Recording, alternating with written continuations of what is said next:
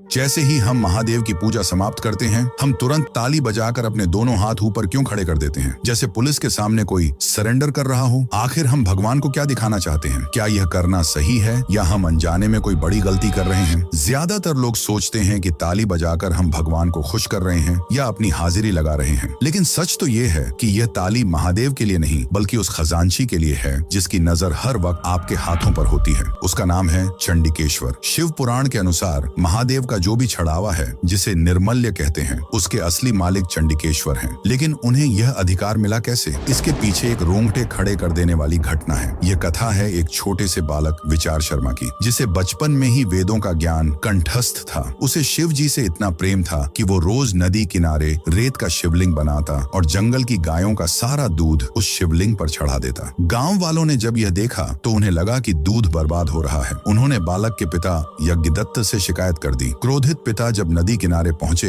तो उन्होंने देखा कि उनका पुत्र सच में दूध मिट्टी में बहा रहा है। पिता ने उसे बहुत रोका, डांटा, लेकिन बालक शिव भक्ति में इतना लीन था कि उसे कुछ सुनाई ही नहीं दिया। अपने पुत्र की इस अनदेखी से पिता का क्रोध 7वें आसमान पर पहुंच गया। उन्होंने आव देखा न ताव और उस पवित्र शिवलिंग पर एक जोर की लात मारी। अपने आराध्य का यह घोर अपमान विचार शर्मा से सहन नहीं हुआ। उस समय भक्ति के आवेश में उसे यह भान ही नहीं रहा कि सामने उसका पिता खड़ा है। उसने पास पड़ी एक लकड़ी उठाई और उसी क्षण अपने पिता के उन पैरों पर प्रहार कर दिया जिन्होंने शिवलिंग को स्पर्श किया था। उसकी भक्ति इतनी प्रबल थी कि वह साधारण लकड़ी भी शस्त्र की भांति चली और पिता के चरण धड़ से अलग हो गए। भक्ति की यह पराकाष्ठा देख जहां भक्त ने भगवान के लिए अपने सारे सांसारिक रिश्ते तोड़ दिए, स्वयं महादेव वहां प्रकट हुए। शिव जी ने बालक को गले लगाया और उसे चंडिकेश्वर पद पर आसीन किया। उन्होंने आदेश दिया कि मेरे चढ़ावे, मेरे आभूषण और मेरे मंदिर की संपत्ति का पूरा अधिकार आज से सिर्फ तुम्हारा होगा। इसीलिए जब हमारी पूजा पूरी हो जाती है तो हम मंदिर से निकलने से पहले जोर से ताली या चुटकी बजाते हैं। यह चंडिकेश्वर का ध्यान अपनी ओर खींचने के लिए होता है और फिर हम अपने दोनों हाथ ऊपर उठाकर उन्हें दिखाते हैं और अपने कपड़ों को झाड़ते हैं। यह प्रमाण देने के लिए कि